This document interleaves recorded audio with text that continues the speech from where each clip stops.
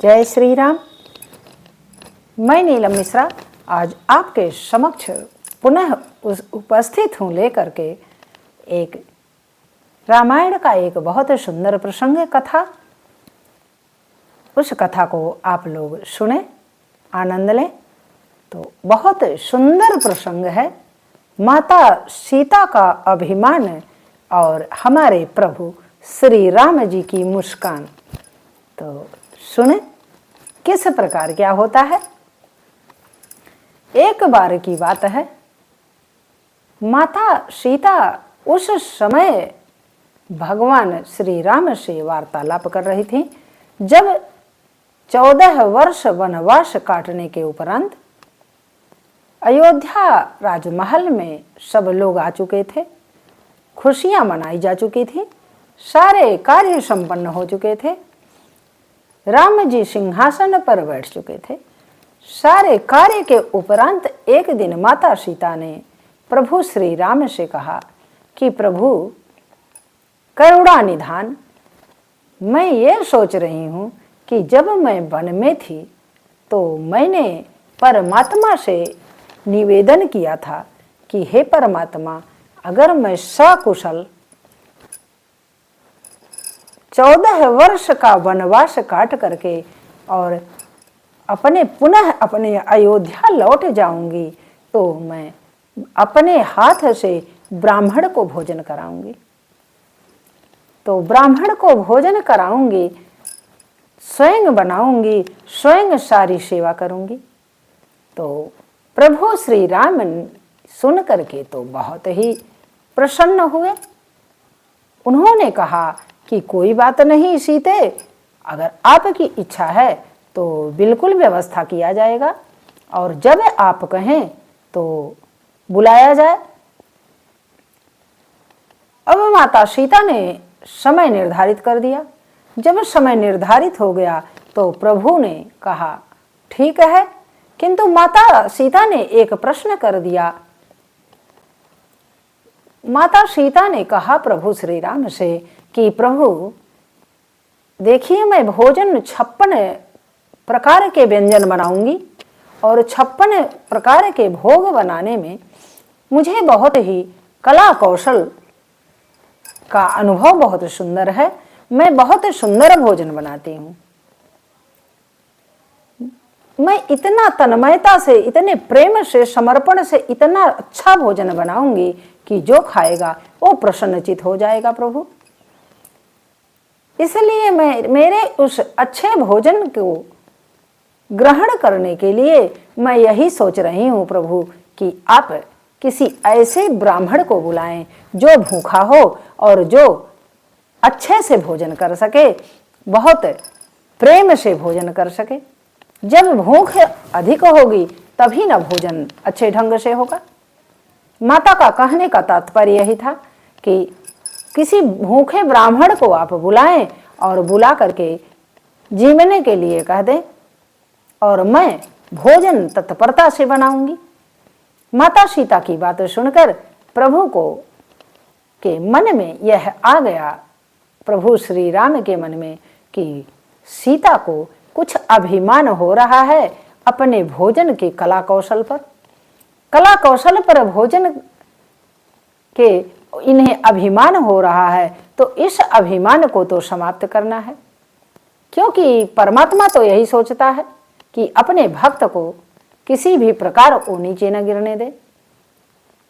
इसलिए अभिमान को समाप्त करने के लिए उन्होंने एक विचार आया उनके मन में कि क्या किया जाए। तो माता सीता से प्रभु बोले कि सीते, आप आज भोजन बनाओ और भोजन पाने के लिए मैं किसी ब्राह्मण को निमंत्रित कर देता हूँ। माता सीता सुबह उठ जाती हैं, ब्रह्म मुहूर्त में उठ करके स्नान आदि करके रसोई घर में स्वयं सारे कार्य को संपन्न करती हैं और तरह तरह के व्यंजन बनाती हैं, 56 भोग बनाती हैं। वो पुआ, पकवान, खीर, कढ़ी, दही, बड़ा कुछ भी ऐसा न हो कि जिस प्रकार का व्यंजन उनकी रसोई में न बना हो। और इधर प्रभु श्री राम क्या करते हैं कि कुंभज ऋषि को न्योता मांग लेते हैं। कुंभज ऋषि अर्थात अगस्त्य ऋषि, अगस्त्य ऋषि का न्योता मांग लेते हैं। कहते हैं प्रभु आज आपका मेरे राज्य दरबार में निमंत्रण है, आप आ जाइएगा भोजन करने। अब ऋषिवर तो बड़े प्रसन्न होते हैं, सोचते हैं कि जहां प्रभु ने बुलाया है वहां अब क्या पूछना है, वहां तो मेरी सारी व्यवस्था हो जाएगी।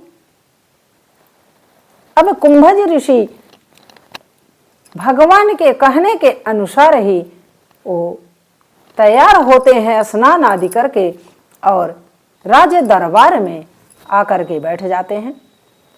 उनका बहुत आव भगत होता है, बहुत प्रकार से स्वागत किया जाता है। राम जी स्वयं उनका चरण धुलते हैं और उनका वंदन करते हैं, उनको हर प्रकार से उनका आदर सम्मान किया जाता है। आदर सम्मान के उपरांत इधर माता सीता को प्रभु सूचित करते हैं कि भोजन हो गया क्या, ऋषि तो आ गए हैं। माता सीता ने कहा कि हाँ प्रभु भोजन तैयार है, कुछ घड़ी बाद आप बुलाएं और भोजन मैं स्वयं परोसूंगी। अब कुंभज ऋषि तो तीव्रता से प्रतीक्षा कर रहे थे कि अति शीघ्र भोजन मिले और मैं भोजन करूं। अब अंदर रसोई से जब आता है सूचना कि भोजन तैयार है, आप बुलाएं और ऋषि को बैठाया जाए आसन सहित। अब उनको सुंदर आसन दिया जाता है और आसन पर बैठते हैं ऋषि। और इधर माता सीता 56 भोग, एक स्वर्ण की थाल, स्वर्ण की कटोरी, स्वर्ण के गिलास। राज दरबार भगवान का दरबार, राजा दशरथ के दरबार में क्या कमी थी।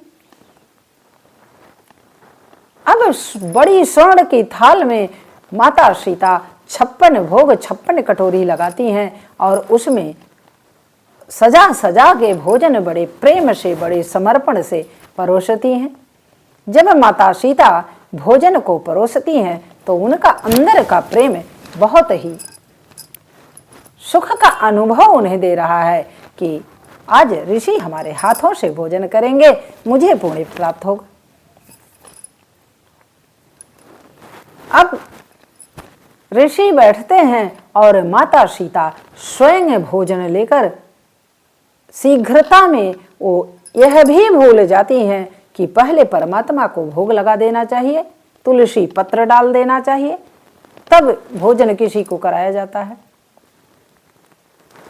अब वो शीघ्रता में सारा भोजन परोसती हैं प्रेम पूर्वक और भोजन ले जाकर के ऋषि के सामने उन्हें प्रणाम दंडवत करती हैं और कहती हैं कि महाभाग आप भोजन करें। जब प्रेम पूर्वक भोजन का थाल वो रखती हैं तो कुंभज ऋषि को बहुत आश्चर्य होता है, क्योंकि वो बहुत ही दीर्घाहारी थे। उन्हें तो उनके लिए तो कोई भोजन ही नहीं दे पाता था, किंतु माता सीता को कहाँ पता है कि इतने दीर्घाहारी हैं कि क्या हो जाएगा। उन्होंने जिस प्रकार परोसा था एक सामान्य खुराक के हिसाब से। जब कुंभज ऋषि ने देखा तो उन्होंने कहा कि बेटी देख, इतना भोजन मैं कहाँ करूँगा, इतना तो मेरे कुछ भी नहीं होगा, जितना बना हो सब ले आओ और मैं सब पालूंगा, प्रसाद है भगवान का, मुझे तो बहुत जोर की भूख लगी है। अब माता सीता बहुत शीघ्रता से दौड़ के जाती हैं और रसोई घर में से जितने भी टोकरी में सारे सामान बना करके रखी थी, अलग अलग टोकरा में वो सारे टोकरे उठा करके ले आती हैं, कुछ थोड़ा बहुत छोड़ देती हैं। अब सारे टोकरे अगल बगल परोस दिए जाते हैं। माता सीता को तो बहुत आश्चर्य होता है, वो सोचती हैं कि कोई एक मनुष्य इतना थोड़े खा पाएगा, किंतु वो क्या जाने प्रभु की महिमा,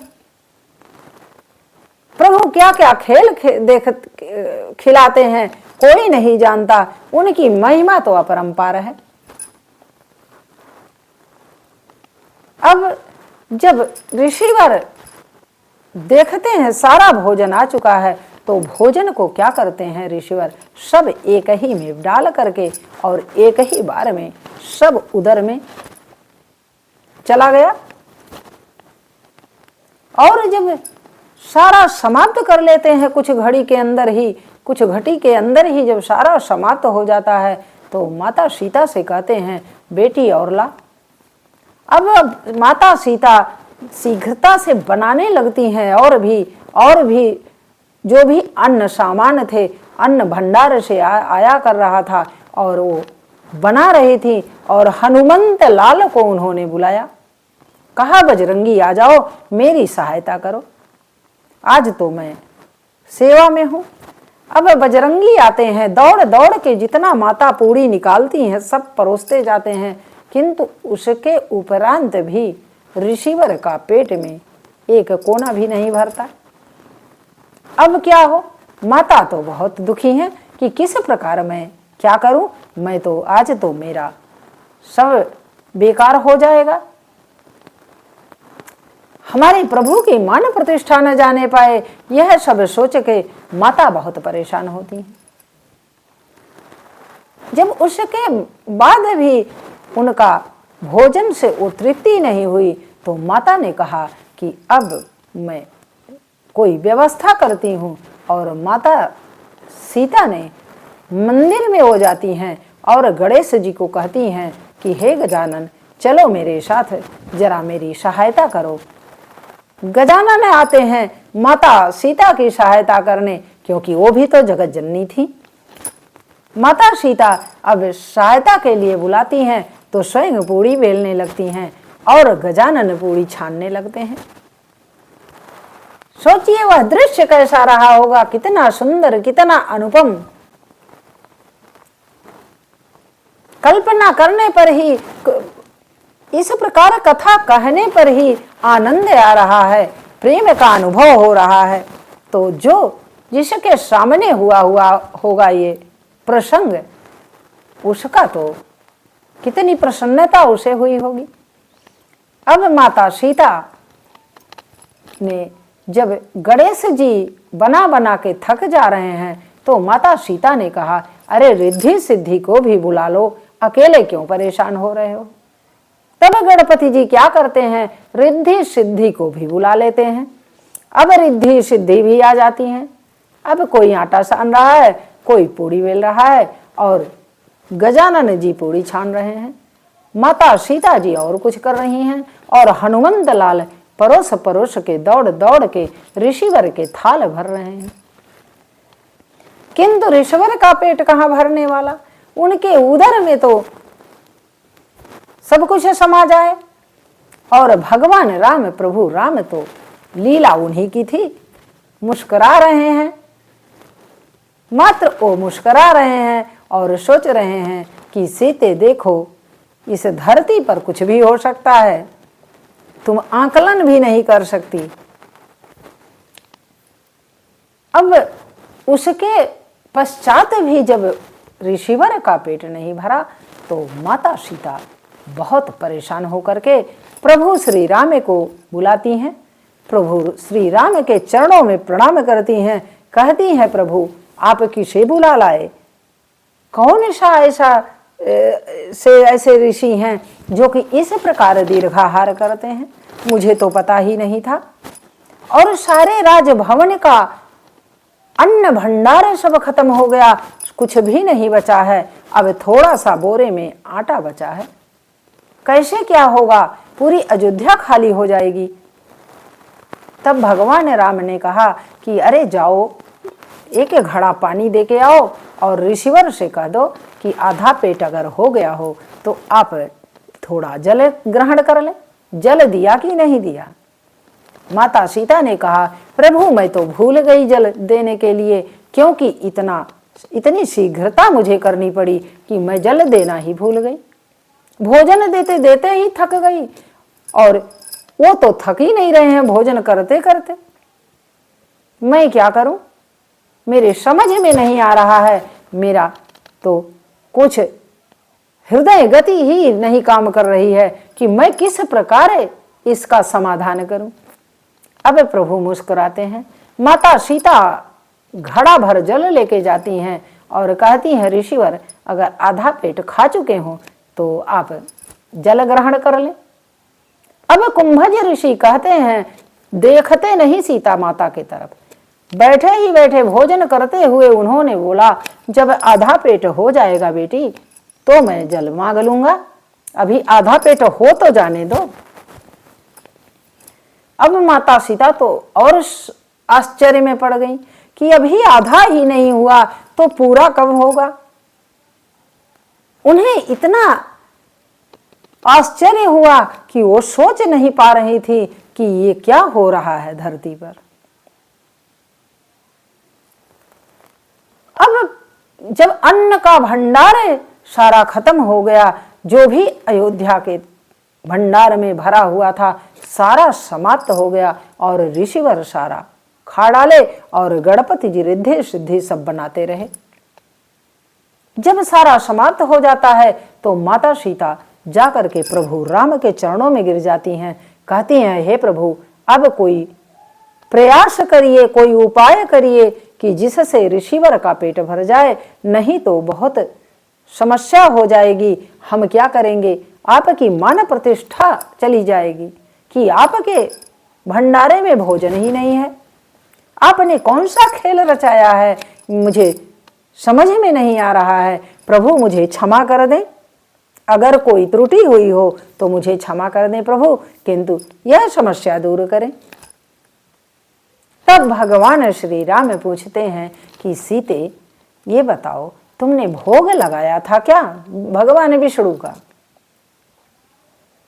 माता सीता को जब स्मरण होता है कि उन्होंने तो तुलसी पत्र ही नहीं डाला, तुलसी पत्र ही नहीं डाला, भोग ही नहीं लगाया परमात्मा का, तो उसमें बरकत कैसे होगी रसोई में।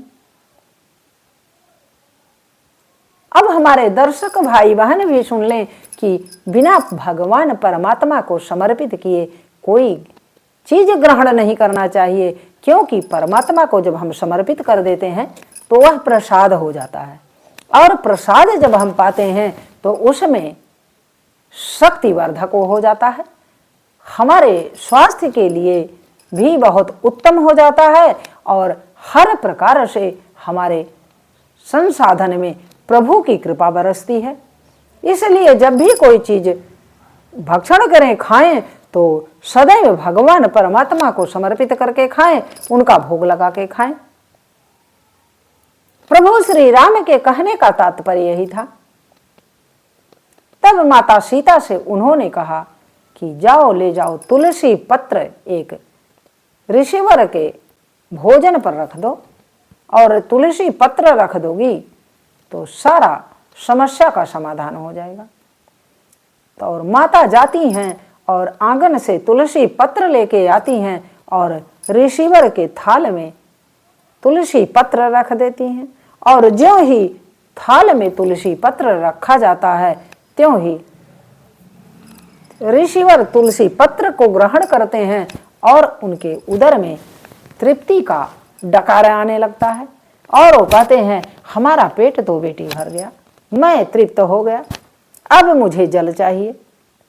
जब ऋषिवर कुंभज कहते हैं जल चाहिए, तब माता सीता हैरान हो जाती हैं। उन्हें चिंता होने लगती है कि जो पूरे अयोध्या का अन्न भंडार खा गया वो जल पिएगा तो माता सरजू को ही निकल जाएगा, अब वो क्या होगा। तब तक श्री राम जी आ जाते हैं।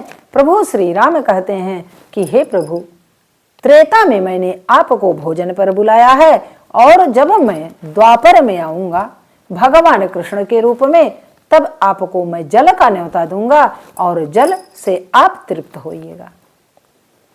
तो इस प्रकार अगस्त्य ऋषि जो कुंभज ऋषि के रूप में थे, कुंभज ऋषि वो द्वापर में भगवान जब कृष्ण के समय में वो जल का न्योता देते हैं तो पूरा समुद्र ही सूख जाते हैं। इसकी कथा मैं आगे सुनाऊंगी आप सबको। और तो इस प्रकार प्रभु की महिमा है। प्रभु की महिमा से हम सब परे हैं कि राम जी क्या करते हैं न सीता जी को पता है न लक्ष्मण को पता है। लिखा भी है तुलसी कृत रामायण में तुलसीदास जी ने कि जो कुछ चरित रचा भगवान लक्ष्मण हो यह मरम न जाना। जो कुछ चरित्र रचा भगवान जो कुछ चरित रचा भगवान। तो लक्ष्मण को भी जब पता नहीं था तो हम आप कैसे जान सकते हैं उनकी महिमा को और उनके सारे कार्यों को। वो तो महिमा दिखाने वाले हैं और उनका तो अपरंपार महिमा है। उनकी महिमा का गुणगान तो कोई नहीं कर सकता।